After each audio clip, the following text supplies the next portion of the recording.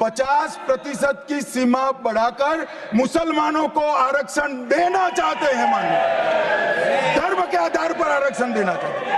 और मैं आज फिर से एक बार इस सदन में जिम्मेदारी तब के साथ कहता हूं, दोनों सदन में जब तक भाजपा का एक भी सदस्य है, धर्म के आधार पर आरक्षण हम नहीं होने।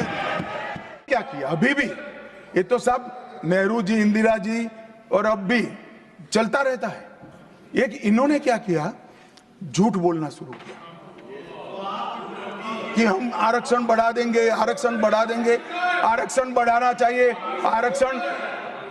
आरक्षण 50% से ज्यादा बढ़ा। ये क्यों बढ़ाना है मैं बताना चाहता हूं। मान्यवर, झूठ नहीं, असत्य, झूठ की जगह असत्य। चले मान्यवर, आपने भी क्रेडिट किया था। खड़गे जी की बात को स्वीकार कर लेता हूं, उन्होंने झूठ नहीं बोला, वो सत्य से परे बोले हैं, वो नहीं बोलना चाहिए। मान्यवर, इन्होंने 50% से ज्यादा आरक्षण करने की वकालत की। मैं आज देश की जनता को कहना चाहता हूं कि देश के 2 राज्यों में धर्म पर आरक्षण अस्तित्व में है, धर्म के आधार पर आरक्षण। ये गैर संवैधानिक है। मान्यवर, संविधान सभा की कोई भी डिबेट आरक्षण के प्रावधान करने वाले आर्टिकल की पढ़ लीजिए, इसमें स्पष्ट किया गया है कि कोई भी आरक्षण धर्म के आधार पर नहीं हो सकता, आरक्षण पिछड़ापन के आधार पर।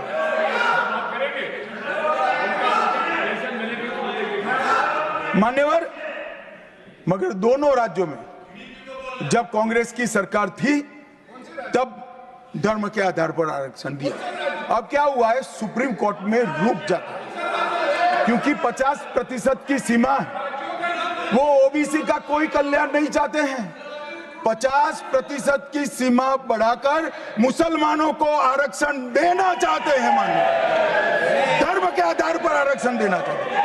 और मैं आज फिर से एक बार इस सदन में जिम्मेदारी तब के साथ कहता हूं, दोनों सदन में जब तक भाजपा का एक भी सदस्य है, धर्म के आधार पर आरक्षण हम नहीं होने। ये संविधान विरोधी है। मान्यवर, मैं अब अरे दिया है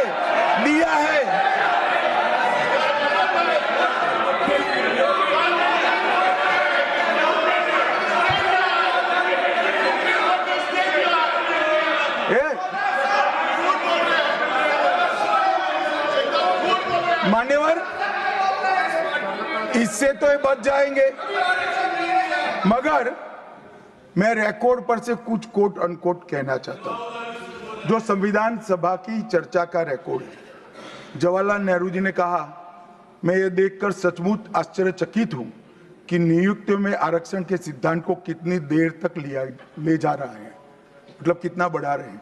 मुझे नहीं लगता कि ये बिल्कुल अच्छा है। ऐसा लगता है कि मुदलियार और ब्राह्मणों के सिवा लगभग सभी जातियों को पिछड़ा वर्ग में शामिल कर देंगे।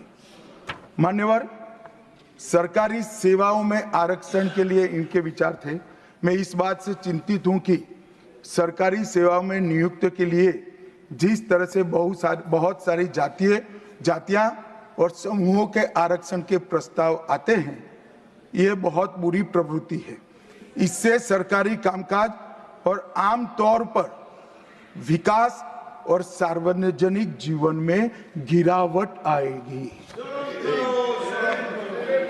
मान्यवर, ये इनके विचार है, आज तक नहीं बदले, यही विचार है। मगर अभी जोर से बोलना, एक शब्द का प्रयोग मैं नहीं कर सकता, आगे गलती हो गई थी। असल मान्यवर, हमारे संविधान के directive of principle of state policies भाग 4 के अनुच्छेद 44 में एक एंट्री है जो कॉमन सिविल कोड की यूसीसी की बात करती है।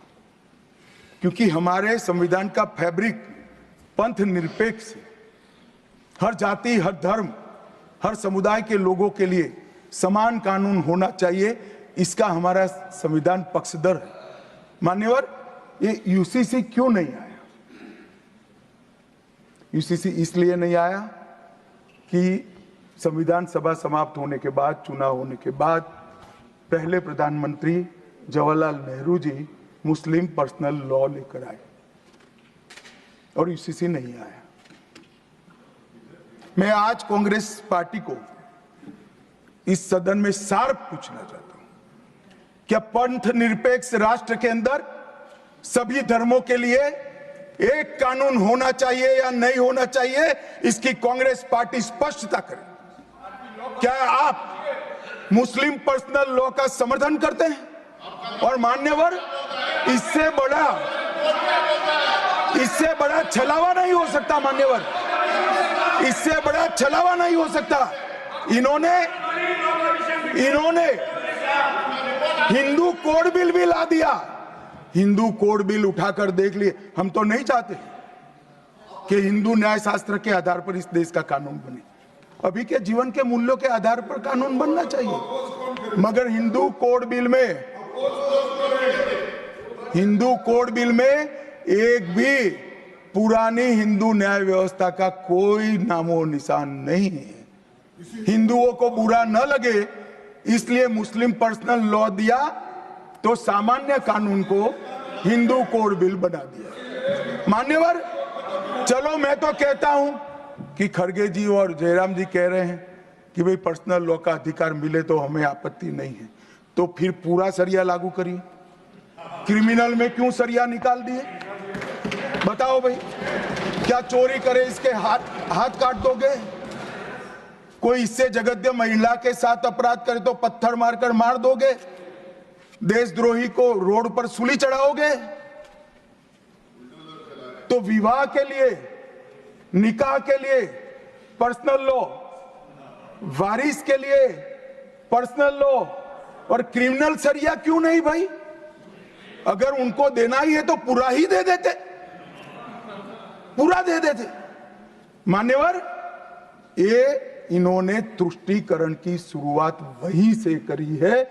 मुस्लिम पर्सनल लॉ इस देश में संविधान आने के बाद तुष्टीकरण की शुरुआत। आर्टिकल 14 और 15 का ये भंग है।